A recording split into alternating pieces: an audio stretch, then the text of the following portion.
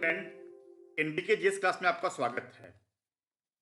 जो प्रत्येक संडे को मैं जो टेस्ट सीरीज आपके साथ डिस्कशन कर रहा हूँ, वो सभी प्रकार के विद्यार्थियों को ध्यान में रखकर बनाया गया है। वैसे कैंडिडेट जो कि घर पे रह के तैयारी करते हैं, तथा वैसे सभी कैंडिडेट जो कि जॉब करते हुए तैयारी करते हैं, उन सभी कैंडिडेट को ध्यान में रखते हुए ये टेस्ट सीरीज मैंने स्टार्ट किया है।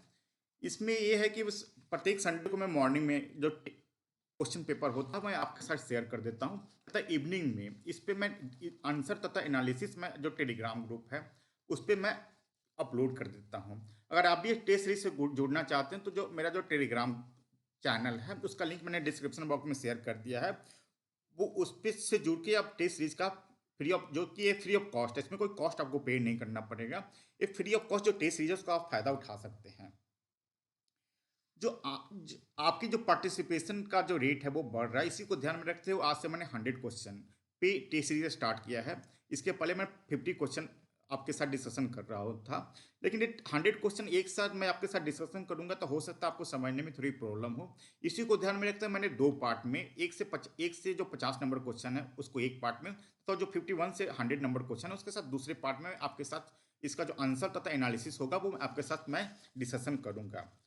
इसके साथ साथ मैं एक जो टेलीग्राम ग्रुप है तथा व्हाट्सएप ग्रुप है मैंने आपके साथ शेयर किया था कि जो 26 दिसंबर को जो बिहार सब इंस्पेक्टर का जो एग्जाम हुए थे उसमें जो प्रथम पारी में लगभग 100 क्वेश्चन पूछे गए थे और प्रत्येक जो क्वेश्चन था वो 2 मार्क्स का था। इसमें 100 क्वेश्चन में जो 10 क्वेश्चन है वो डायरेक्ट रूप से जो एनबीके जिस क्लासेस है उससे संबंधित है। मैंने 20 अक्टूबर 2021 को मैंने एक जो है एनबीके जिस क्लासेस स्टार्ट किया था, और 2 महीने के जो भी स्टडी मटेरियल है या जो टेस्ट सीरीज है या प्रैक्टिस सेट है उससे लगभग 10 क्वेश्चन है वो डायरेक्ट रूप से आपसे पूछे जा चुके हैं। तो मैं आपके साथ डिस्कशन कर देता हूँ, उसमें सोर्स भी बता देता हूँ कि इस तरह का जो टेस्ट सीरीज है तो जो प्रैक्टिस सेट है वो कितना इंपॉर्टेंट है। तो पहला नंबर क्वेश्चन पे आता हूँ, जो 13वां नंबर क्वेश्चन आपका है प्रथम पाली का, में क्वाड में कौन सा 4 देश शामिल है। तो इसमें जो करेंट इंटरनेशनल अफेयर्स का जो दूसरा स्लाइड है, दूसरा जो टॉपिक है, उसमें हमने जो क्वेश्चन लास्ट में एनालिसिस करने के बाद जो लास्ट में हमने क्वेश्चन आंसर डिस्कशन किया था, इसमें जो था कि पहला नंबर ही क्वेश्चन है कि क्वाड में निम्नलिखित में से कौन सा देश शामिल नहीं है। तो इसका जो आंसर होगा ब्राजील होगा। लेकिन इसमें कौन सा देश शामिल है, इसमें आपको ये देखना होगा कि अमेरिका, इंडिया, जापान और ऑस्ट्रेलिया 4 देश शामिल हैं। जो 19वां नंबर क्वेश्चन है कि रामसर जो साइट्स है वो किससे संबंधित है। तो जो हमने डिस्कशन किया था बिहार स्पेशल में कि जो बेगूसराय के जो कांवर झील है वो बिहार का एकमात्र जो वेटलैंड, इसको आर्द्रभूमि लैंड बोलते हैं, वो है। तो इसमें हमने डिस्कशन किया था कि जो रामसर जो प्रस्ताव है, कन्वेंशन है, वो आर्द्रभूमि वेटलैंड लैंड से संबंधित है। तो आप इसको देख सकते हैं।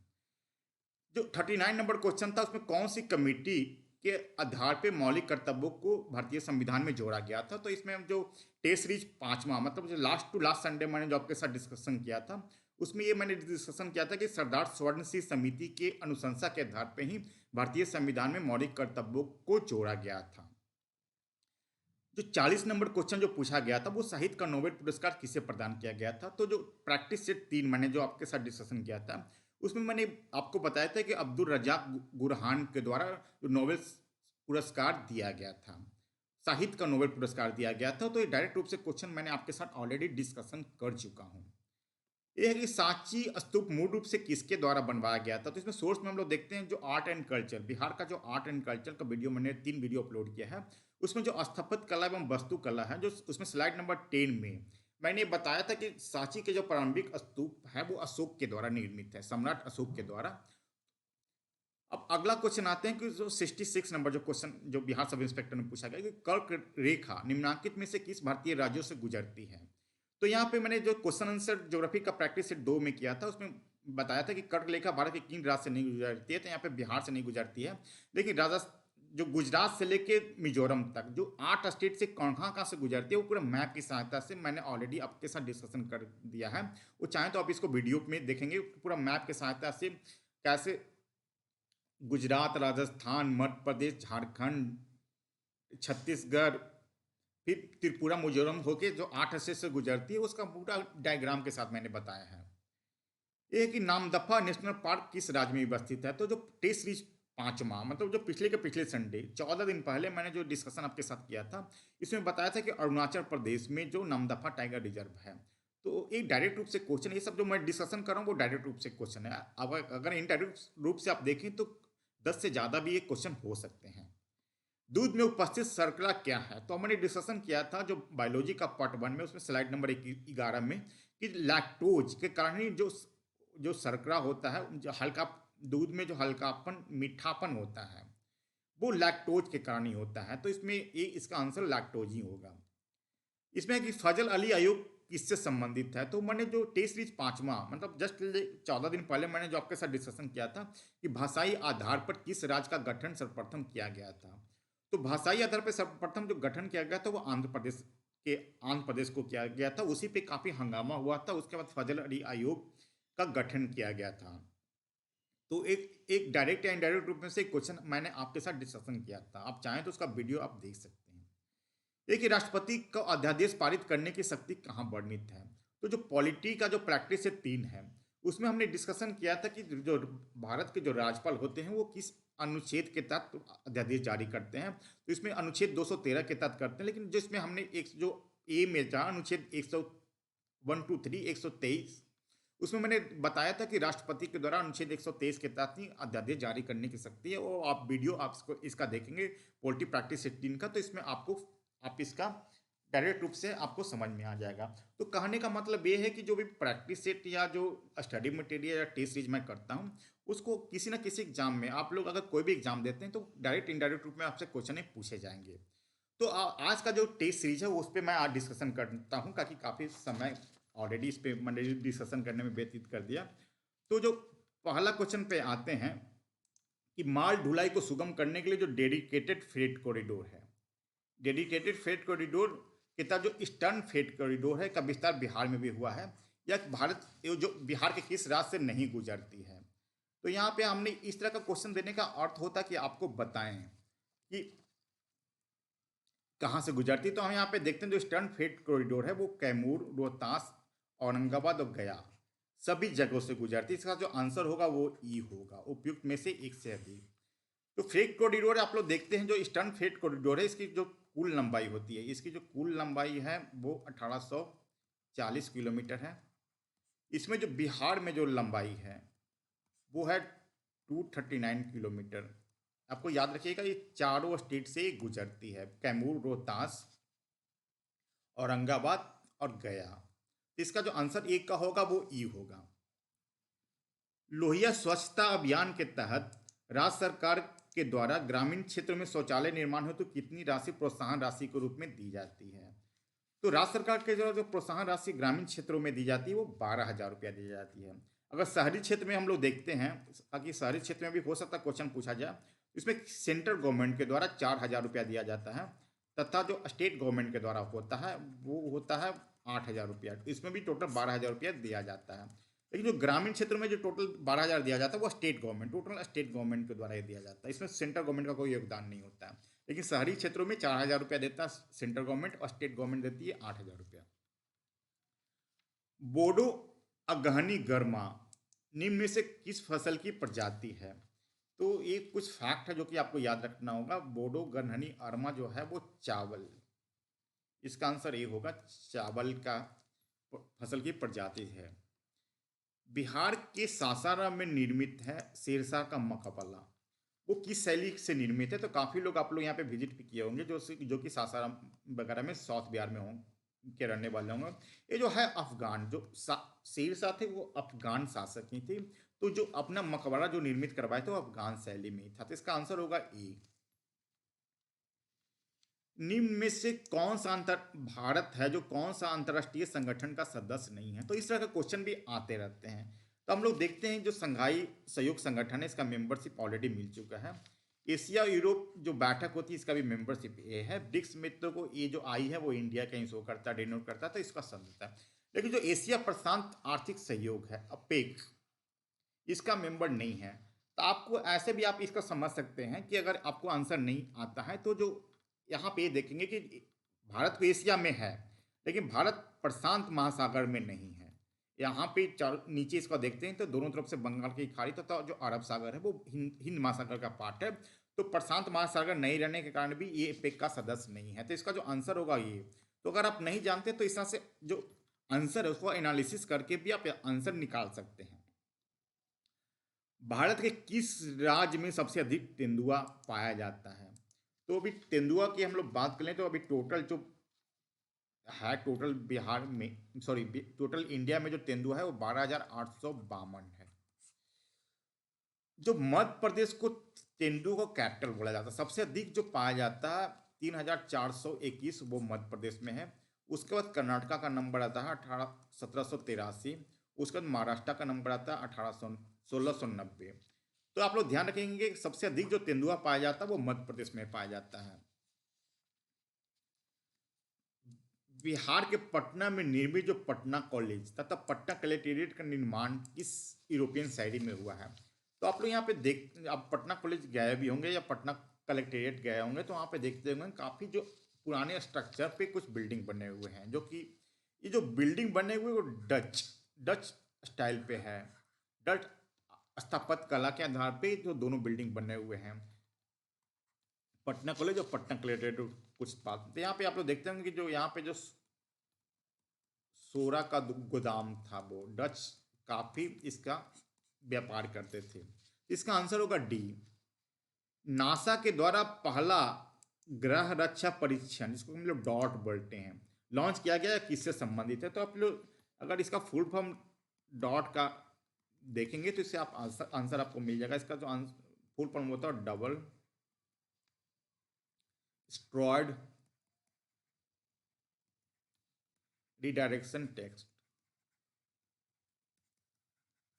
जो स्ट्रॉयड है इसको क्षुद्र ग्रह बोलते हैं। इसका आंसर होगा बी।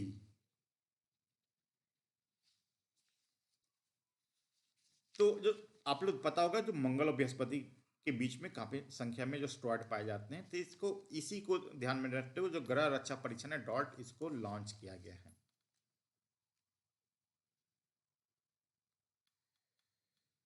अब एक उड़ान परियोजना किससे संबंधित है? तो जो उड़ान परियोजना है वो छोटे हवाई अड्डों को परस्पर जोड़ने के लिए है। तो इसका जो आंसर होगा उड़ान परियोजना वो ए होगा। इसमें हम लोग देखते हैं जो बिहार के जो दरभंगा है, दरभंगा को उड़ान परियोजना के जो द्वितीय चरण है उसमें दरभंगा को शामिल किया गया। जो यहाँ पे याद रखिएगा, जो द्वितीय चरण है उसमें द्वितीय चरण में दरभंगा के जो एयरपोर्ट है उसको शामिल किया गया। तो यह छोटे हवाई अड्डों को परस्पर जोड़ने के लिए ये उड़ान किया जाता। इसका जो रेट होता है वो 2500 रुपया, ध्यान रखिएगा, 2500 रुपया प्रति घंटा के हिसाब से इसका जो दर होता है। अगर आप एक हवाई अड्डे से दूसरे हवाई अड्डे उड़ान परियोजना के अंतर्गत जाएंगे तो लगभग 250 रुपये प्रति घंटे के हिसाब से आपको पे करना पड़ेगा। इसका आंसर होगा ए। देश के 4 महानगरों को जोड़ने वाले जो स्वर्णिम चतुर्भुज परियोजना, इसको गोल्डन क्वाड्रिलेटरल प्रोजेक्ट जिसको हम लोग बोलते हैं, वो बिहार के किस जिले से नहीं गुजरती है? तो हम लोग यहाँ पे देखते हैं एक कैमूर से गुजरती है। कैमूर में जो मोहनिया है यहाँ से गुजरती है, सासाराम से गुजरती है, औरंगाबाद से गुजरती है, और गया में जो डोभी है यहाँ से गुजरती है। तो चारों जो जिले से गुजरती है। इसका जो आंसर होगा उपयुक्त में से एक से अधिक। तो मैंने पहले भी बोला था, इस तरह से जो क्वेश्चन होता है उसका मैंने इसका पर्पस ये होता है कि सभी का जितने डिस्ट्रिक्ट से गुजरता है उसको मैं आपको याद दिलाऊं। अगर दूसरे तरीके से भी अगर क्वेश्चन पूछा जाता है तो उसका आप जवाब दे सकते हैं। अगर निम्न में से किस एक क्षेत्र में असाधारण योगदान के लिए शांति स्वरूप भटनागर पुरस्कार दिया जाता है? तो आप पहले ये देखिए शांति स्वरूप भटनागर है क्या? तो जो सीएसआईआर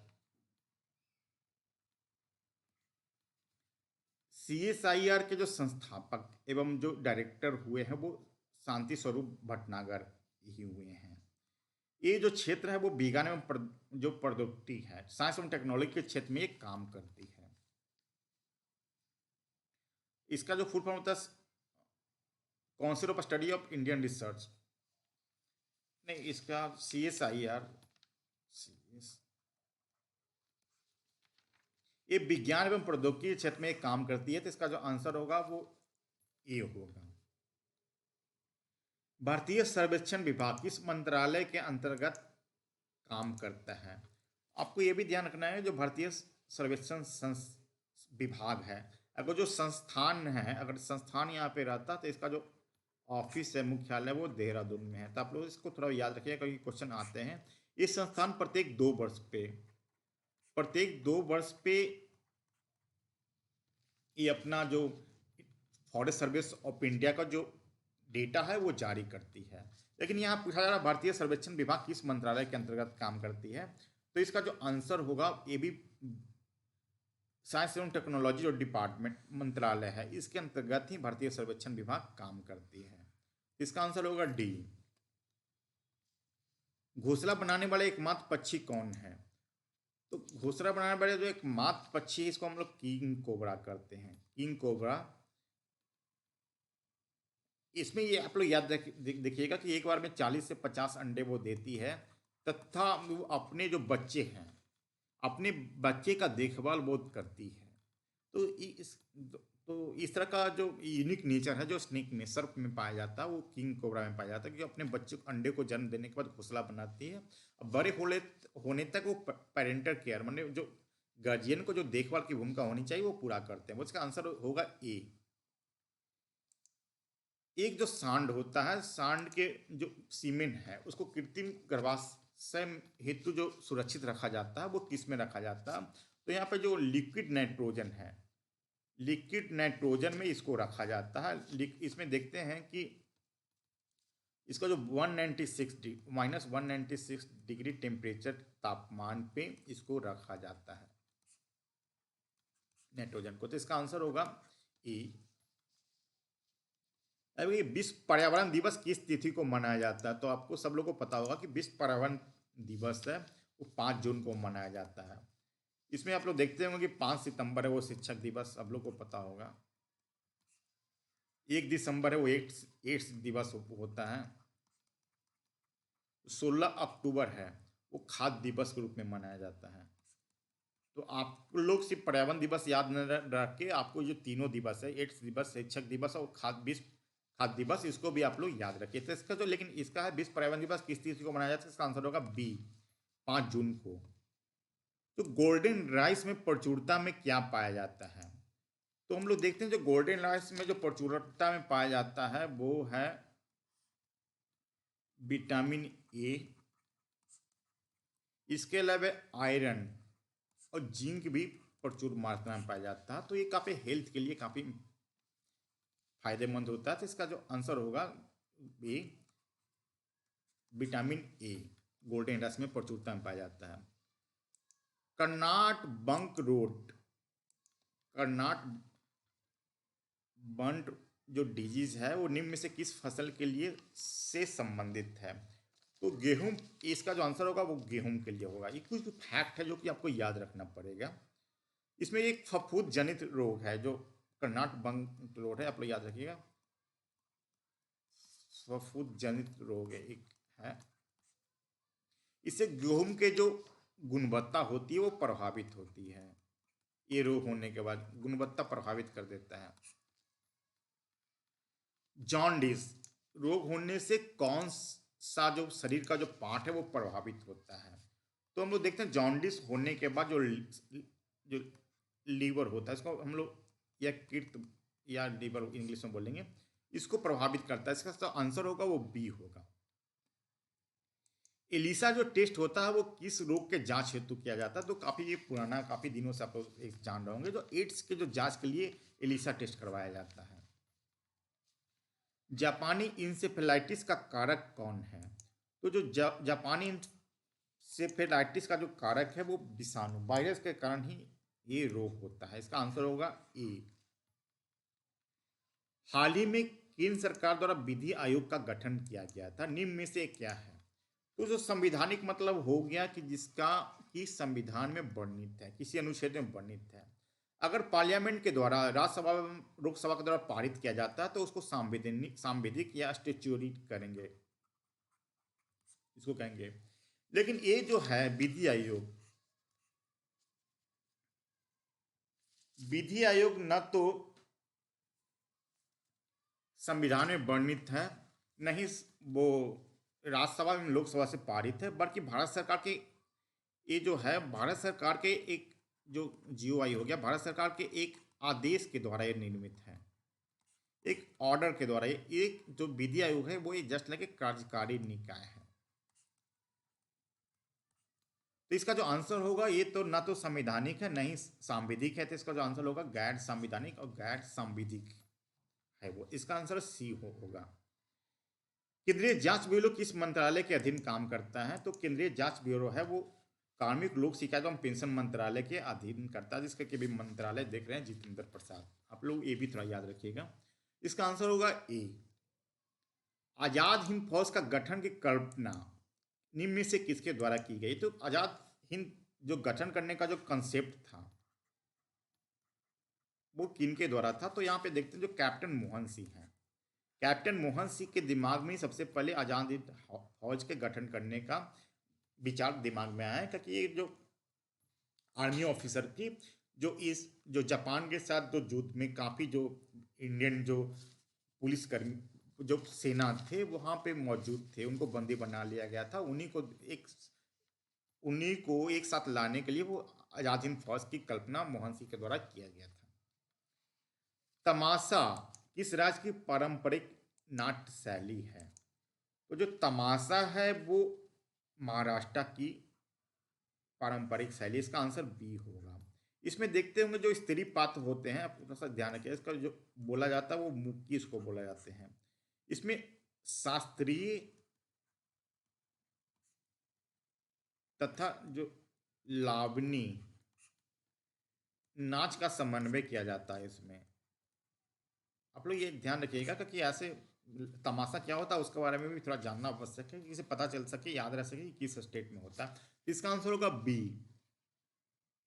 थांग टा जो युद्ध कला है वो किस राज्य से संबंधित है? तो थांग का जो युद्ध कला है वो मणिपुर से संबंधित। इसका आंसर होगा ए।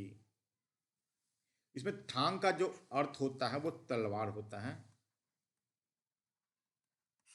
और जो टा का अर्थ होता है वो भाला होता है। तो ये थांगटा जो युद्ध कला है वो मणिपुर से संबंधित। इसका आंसर होगा ए।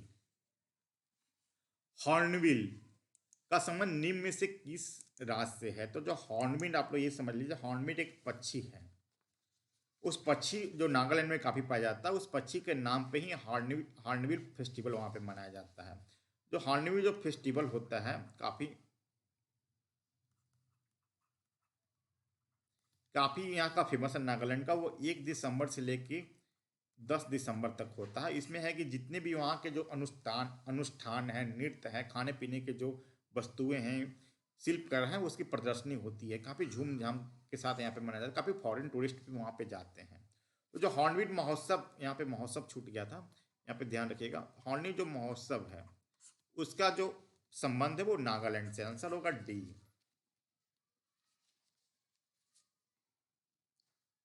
अब है कि प्रोटॉन परमाणु में प्रोटॉनों की संख्या समान तथा न्यूट्रॉनों की संख्या भिन्न भिन्न होती है, उसमें क्या कहलाता है? तो इसको जो हम लोग बोलेंगे इसको इसको हम लोग बोलेंगे, इसका आंसर होगा ये, इसको आइसोटोप बोलते हैं। आप लोग याद रखिए कि प्रोटॉन और न्यूट्रॉन मिलने के बाद ही किसी भी जो परमाणु उसका द्रव्यमान, उसका जो मास है वो पता चलता है, दोनों को जोड़ने के बाद ही। तो जो इसमें वैसे परमाणु में प्रोटॉन की संख्या समान थी तो न्यूट्रॉन की संख्या भिन्न भिन्न होती है, इसको आइसोटोप समस्थानिक बोलते हैं। जल का वाष्प में परिवर्तन होना क्या कहलाता है? तो हम लोग ऐसे भी घर में देखते होंगे कि जैसे ही पानी को हम लोग आग पे गर्म करते हैं तो वाष्प में परिवर्तित हो जाता है। लेकिन जैसे ही हम वहाँ पे वाष्प को अगर इकट्ठा करके किसी तरीके से उसको हम लोग फिर से ठंडा होने देते हैं तो पुनः वो जल में बदल देता है। तो ये इस क्रिया को हम लोग भौतिक क्रिया कहेंगे, कि जो कि इसमें वस्तु अपनी पुरानी अवस्था को छोड़कर नए रूप में परिवर्तित हो जाती है। लेकिन जो फैक्टर इसमें हम लोग लगा रहे हैं उसको हटा लेने के बाद पुनः वो वास्तविक स्थिति में आ जाती है, तो वो भौतिकरण के अंतर्गत आता है। इसका आंसर होगा ई। अब कि ठोस कपूर वाष्प में बनने की प्रक्रिया क्या कहलाती है?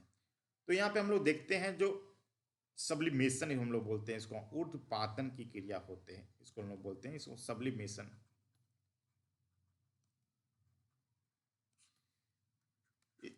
ठोस कपूर को जो कपूर वाष्प में बनने की जो प्रक्रिया होती है उसको हम लोग ऊर्ध्वपातन बोलते हैं। इसमें क्या होता है कि कुछ पदार्थ होता है गर्म किए जाने पे द्रव की अवस्था में आने के बजाय सीधे वाष्प वेपर बन जाते हैं, तथा वाष्प को ठंडा करने पे वो पुनः द्रव नहीं बनता बल्कि ठोस बन जाता है।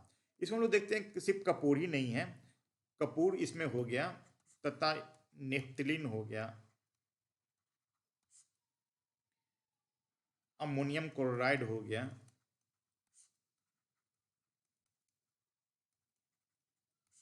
इसमें है कि हम अगर इसको ठोस में पाया जाता है, अगर सीधे गर्म करेंगे तो वो वाष्प बन जाएगा, द्रव में नहीं बनेगा। और द्रव को ठंडा करेंगे तो सीधे, सॉरी, वाष्प को ठंडा करेंगे तो सीधे वो ठोस बन जाएगा। तो ऐसी जो प्रक्रिया, उसको हम लोग हिंदी में ऊर्ध्वपातन कहेंगे, इंग्लिश में सब्लिमेशन कहेंगे। इसका आंसर डी होगा। जो भूप और पति मतलब जो धरती का जो तल है, उसमें सबसे अधिक मात्रा में पाए जाने वाले तत्व कौन है? तो यहाँ पे हम लोग देखते हैं कि सबसे अधिक जो पाया जाता है वो है ऑक्सीजन। ऑक्सीजन है वो 46.8% पाया जाता है। इसके बाद सिलिकॉन पाया जाता है, वो 27.72%। आप लोग इसको याद रखिएगा। इसके बाद जो कैल्शियम कैल्शियम पाया जाता है 3.65%। इसके बाद कार्बन जो है वो 0.6% पाया जाता है, 0.6%। आपको याद रखें, जो भूपट्टी पे सबसे अधिक जो मात्रा में पाए जाने वाले तत्व है वो ऑक्सीजन है। वो 46.8, लगभग आधा पाया जाता है, आधा ऑक्सीजन ही पाए जाते हैं। प्लास्टर ऑफ पेरिस का रासायनिक नाम क्या है? तो प्लास्टिक ऑफ पेरिस जो आप लोग देखते होंगे वो उसको लिखा जाता है, आप लोग साइंस पढ़े होंगे, CaSO4। इसमें तो कुछ वाटर का माप भी हाइड्रेटेड होता है, तो कैल्शियम सल्फेट को हम लोग प्लास्टर ऑफ पेरिस कहेंगे। इसका आंसर होगा सी। निम्न में से किस पदार्थ की जो विद्युत चालकता चालकता है, जो इलेक्ट्रिक कंडक्टर के रूप में सबसे उपयुक्त जो होता है वो होता है चांदी। अगर ये चारों में हम देखते हैं तो आगे ऊष्मा और विद्युत का सर्वोत्तम जो संचालक होता है चांदी, तो इसका आंसर होगा सी। स्टेनलेस स्टील बनाने में निम्न में से कौन सा तत्व उपस्थित नहीं होता है? तो स्टेनलेस स्टील में हम लोग देखते हैं जो है लोहा, निकेल तथा क्रोमियम पाया जाता है, लेकिन अल्मुनियम है वो नहीं पाया जाता, उपस्थित नहीं होता है। कौन है? तो इसमें आंसर होगा ए। इसमें हम लोग देखते हैं जो स्टेनलेस स्टील होता है वो साधारण जो स्टील होता है उसके अपेक्षा थोड़ा सा अधिक वो फ्लेक्सिबल होता है और अधिक ताप को वो सह सकता है। ये जो अधिक ताप में सहने की जो क्षमता होती है वो उसमें जो क्रोमियम मिलाया जाता है स्टेनलेस स्टील में, इसके कारण ही होता है। तो ये भी आप लोग याद रखिए कि इसमें पूछा सकता है जो स्टेनलेस स्टील में किसकी किसके मिलने के कारण, मतलब किस तत्व के होने के कारण उसमें जो ताप सहने की अधिक क्षमता होती है वो क्रोमियम होगा। तो आप लोग इस तरह से भी क्वेश्चन आता है तो इसका आंसर आप बना सकते हैं। इसमें पूछा जाता है स्टेनलेस स्टील में कौन सा तत्व नहीं होते हैं, तो वो एल्युमिनियम नहीं होते हैं। इसका आंसर ए होगा। कांसा है जो मिश्र धातु है, तांबा और टीन के बनने से बनता है, तो इसका आंसर होगा सी। तांबा और टीन टीन के मिलने से कांसा बनता है। जल का जो पीएच मान होता है वो कितना होता है? तो हम लोग देखते हैं पीएच मान में जो जल एक तरह का न्यूट्रन उदासीन होता है, इसका जो पीएच मान होता है वो लगभग 7 में अगर कोई लिक्विड है तो उसको हम लोग उदासीन ही समझेंगे, तो इसको जो जल का जो पीएच मान होता है वो 7 होता है। आंसू गैस, इसको अश्रु गैस हम लोग बोलते हैं। आंसू गैस में प्रयोग क्या किया जाता है? हम लोग देखते होंगे कि अगर कोई भी प्रोटेस्टर है, बड़े पैमाने पर प्रोटेस्ट हो रहा है, तो उसको भीड़ को तितर बितर करने के लिए जो पुलिस होती है वो अमोनिया गैस छोड़ती है। अमोनिया गैस से उनके आंखों में आंसू आ जाते हैं, वो भागना स्टार्ट कर देते हैं। इसका जो आंसर होगा आंसू गैस में जो यूज होता है वो अमोनिया होता है। अब ये है कि हाल ही में हाल ही में स्योत-कल वेटलैंड जो है परिसर को रामसर संधि के तहत अंतर्राष्ट्रीय महत्व के स्तरों में घोषित किया गया है। ये किस राज्य एवं उनके शासित प्रदेश में है? तो जो स्योत-कल आर्द्रभूमि या तो स्योत-कल जो वेटलैंड इसको हम लोग बोलेंगे, ये लद्दाख में है। ये हम लोग देखते हैं कि जो 42वां वेटलैंड लैंड है जो इंडिया में घोषित किया जा चुका है। बिहार का जो एकमात्र जो वेटलैंड है वो बेगूसराय के कांबर झील है। आप लोग ये भी याद रखें, पहले भी हम डिस्कशन कर चुका है। ये है कि 1971 में 2 फरवरी 1971 में ईरान के जो रामसर है वहाँ पे जो कन्वेंशन हुआ था उसके तहत उसको अडोप्ट किया गया था। इसी कारण जो 2 फरवरी को भी विश्व आर्द्र भूमि जो वेटलैंड डे के रूप में भी मनाया जाता है, आर्द्र भूमि दिवस या वेटलैंड डे के रूप में, तो उसको भी आप लोग याद रखिए। तो सियोत का जो आर्द्र भूमि है वो लद्दाख में है, इसका आंसर ए होगा। दूध सागर जलप्रपात किस नदी पे निर्मित है? तो दूध सागर जो जलप्रपात है वो ये पड़ता है गोवा एवं कर्नाटका के बॉर्डर पे। गोवा एवं कर्नाटका के बॉर्डर पे ही पड़ता है। यहाँ पे देखिएगा गोवा में जो मांडवी नदी है, इस मांडवी नदी पे स्थित है। इसकी जो लंबाई है काफ़ी इंपॉर्टेंट, इसको भी याद रखिएगा, 310 मीटर, काफ़ी ऊंचाई, इंडिया की सबसे ऊंची है वो। लेकिन बिहार में जो ककोलत जलप्रपात है, इसको भी आप पहले भी हम बता चुके हैं, इसको भी थोड़ा याद रखिए। ककोलत जलप्रपात है वो ककोलत नदी पे है। इसकी जो ऊंचाई है वो 24 मीटर मात्र है, लेकिन इससे बहुत बड़ा है। इसका जो ऊंचाई है दूध सागर जलप्रपात का, उसमें 310 मीटर है। निम्न में से कौन जो झील है वो ज्वालामुखी झील यानी वोल्केनिक लेक है? इसको अगर कोई इंग्लिश मीडियम है तो आपको इस रूप में भी समझिए, वोल्केनिक जो लेक है वो निम्न में से कौन सा है? तो यहाँ पे हम लोग देखते हैं जो महाराष्ट्र का जो लोनाल झील है, ये महाराष्ट्र में पड़ता है, आपको ये भी ध्यान रखिए। महाराष्ट्र का जो लोनाल झील है वो वोल्केनिक झील है। इसके अलावा आप लोग ये भी ध्यान रखिए, जो बुल्लर झील है इसको हम लोग बोलते हैं विवर्तनिक ट्रैक्टोनिक लेक, या इसको विवर्तनिक झील, विवर्तनिक हिंदी में बोलेंगे। इस क्वेश्चन इससे आते रहते हैं, इसलिए मैं बता रहा हूँ। यहाँ पे जो नैनीताल झील है वो हिमानी झील हो गया, बर्फ से निर्मित तो है वो है। तो आप लोग पुलिकट जो झील है ये तमिलनाडु में पड़ता है, तमिलनाडु में पड़ता है। ये है जो अनूप झील है, इसको अनूप झील बोलेंगे, या लैगून, इस इंग्लिश में लैगून बोलेंगे, लैगून लेक। तो सिर्फ आप वोल्केनिक झील तो ये लोनाल हो गया, इसके अलावा पुलिकट झील, नैनीताल झील और बुलर झील के बारे में आप लोग याद रखिए, हो सकता है क्वेश्चन इससे पूछा जाए। निम्न में से किस नदी की सहायक नदी है वो कोयना, तुंगभद्रा एवं भीमा है? तो 3 ऑप्शन मैंने यहाँ पे दे दिया है, आपको आसानी होगी आंसर देखने में। तो यहाँ पे जो कृष्णा नदी है, कृष्णा नदी है वो, उसकी सहायक नदी कोयना, तुंगभद्रा एवं भीमा है। उस कृष्णा नदी ये भी आप लोग याद रखिए, जो महाबलेश्वर के निकट जो है, महाबलेश्वर के निकट जो सह्याद्री है वहाँ से ये निकलती है। इसका जो जल ग्रहण जो क्षमता है वो 3 स्टेट में है। या इसका जो 27% है वो महाराष्ट्र में इस है, यहीं से वो निकलती है। 44% है वो कर्नाटका में, सबसे अधिक जो जल ग्रहण क्षमता कैचमेंट एरिया वो कर्नाटका है। इसके बाद जो 29% है वो आंध्र प्रदेश में है। आंध्र प्रदेश के बाद वो सीधे अरब सागर में मिल जाती है। तो इसका जो आंसर होगा वो बी होगा।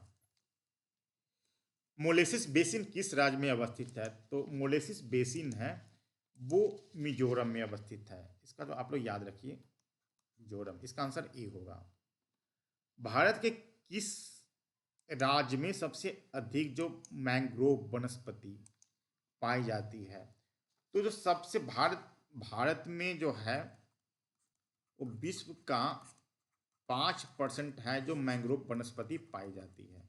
टोटल विश्व का 5% भारत में पाया जाता है, और टोटल जो भारत में पाया जाता है उसका जो आधा है वो पश्चिम बंगाल में पाया जाता है। इसमें जो सुंदरबन डेल्टा आप लोग जानते होंगे वेस्ट बंगाल में पड़ता है, तो सुंदरबन डेल्टा में भी काफ़ी ज़्यादा मैंग्रोव वनस्पति पाई जाती है। इसका आंसर होगा वो सी होगा।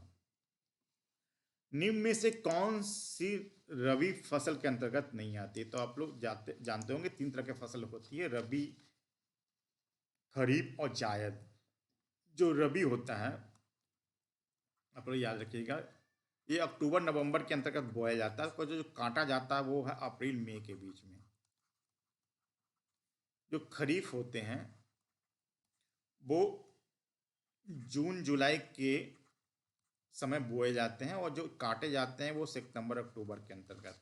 तो आप लोग ये देख रहे हैं, ये गन्ना है वो खरीफ फसल है, ना कि रबी फसल। तो लेकिन मटर, सरसों, चना है वो रबी फसल है। तो आप लोग ध्यान रखिएगा, तो रबी फसल के अंतर्गत गेहूं, चना, जौ, मटर, सरसों, अलसी, राई आती है। जो खरीफ फसल है उसके अंतर्गत धान हो गया, ज्वार हो गया, तिल हो गया, बाजरा, मक्का, अरहर, गन्ना, कपास, जूट। इसको थोड़ा याद रखिएगा, उसमें क्वेश्चन हमेशा आते हैं, इसमें कन्फ्यूजन होता है। तो आप लोग एक कागज पे लिख लीजिए कि रबी फसल के अंतर्गत कौन कौन से फसल आते हैं, खरीफ फसल के अंतर्गत कौन कौन से फसल आते हैं। तो यहाँ पे जो क्वेश्चन है कि रबी फसल के अंतर्गत कौन नहीं आता, तो गन्ना, इसका आंसर ए होगा। निम्न में से किस फसल का के लिए तापमान 20 से 26 डिग्री सेंटीग्रेड होना चाहिए? वर्षा जो है वो 100 सेंटीमीटर होना चाहिए। उसको जो मिट्टी काली एवं बलुई उपजाऊ मिट्टी हो, लेकिन उसके साथ साथ फर्टिलाइजर की सबसे अधिक आवश्यकता होती है। तो वो किस फसल के लिए होती है? तो हम लोग यहाँ पे देखते हैं, जो गन्ना जो है, एक गन्ना के लिए जो सब जो टेम्परेचर दिया हुआ है, रेन फॉल की स्थिति दी हुई है, मिट्टी दी हुई है, फर्टिलाइजर, वो सबसे उपयुक्त है गन्ना के लिए। इसका आंसर होगा बी। पास्कल इकाई किससे संबंधित है? तो एक कुछ पास्कल है, वो उससे हम लोग दाब मापते हैं, इसको थोड़ा याद रखिएगा आप लोग। दाब होता क्या है, किसी तल के इकाई क्षेत्रफल पर लगने वाला जो बल है उसको हम लोग दाब कहते हैं। इस तरह इसके जो होता है वो एक पास्कल के रूप में माना जाता है। इसका जो दाब के जो मात्रक होते हैं उसको न्यूटन वाई मीटर स्क्वायर इसको हम बोलते हैं, इसको इसी को हम लोग पास्कल बोलते हैं। अब अगला क्वेश्चन है कि भारतीय सब्जी अनुसंधान संस्थान कहाँ है? तो ये कुछ फैक्ट है जो कि आपको याद रखना पड़ेगा कि यहाँ पे जो बनारस है, बनारस आजकल काफ़ी फेमस होता जा रहा है। तो बनारस से संबंधित जो भी कुछ जहाँ जितने भी संस्थान है उसको आप लोग जरूर याद रखिए। तो इसमें भारतीय सब्जी अनुसंधान संस्थान जो है बनारस में पाया जाता है। ये जो शिमला में आप लोग याद रखिएगा, यहाँ पे आलू संस्थान है, केंद्रीय आलू अनुसंधान संस्थान शिमला में पाया जाता है। तेल के एक बैरल में निम्न में से कितना लीटर जो होता है तेल होता है? तो अभी जो हम लोग देखते हैं पेट्रोल और जो डीजल की जो कीमतें आगे बढ़ती है और नीचे आती है, उसको उसमें जो उसका जो वैल्यू होता है वो बैरल में मापा जाता है, घनत्व। तो इसमें 159 लीटर को हम लोग एक बैरल कहेंगे। इसका जो एग्जैक्ट वैल्यू होता है 158.9873 लीटर, जो कि 159 के समानता होता है। इसका जो आंसर होगा वो होगा ए। वायु की गति निम्न में से किसके द्वारा मापी जाती है? तो जो वायु की जो गति मापी जाती है वो अनीमोमीटर, आप लोग याद रखिएगा, अनीमोमीटर के द्वारा जो वायु की गति होती है वो मापी जाती है। इसका जो आंसर होगा वो ए होगा। किसके द्वारा भूकंप की तीव्रता मापी जाती है? तो आप लोग सब लोग जानते होंगे, जो सिस्मोग्राफ है उसके द्वारा भूकंप की तीव्रता मापी जाती है। बैरोमीटर पार्ट जो जो रीडिंग है उसमें अचानक गिरावट हो जाने पर निम्न में से कौन सी मौसमी दशा को इंगित करता है? तो अगर तूफानी मौसम आने वाला है तो उसका जो बैरोमीटर का जो रीडिंग है वो अचानक गिर जाता है, जिससे कि लोग पता लगा लेते हैं कि तूफानी मौसम आने वाला है, जिससे कि इसका जो बचाव का उपाय हो सकता है वो लोग करते हैं।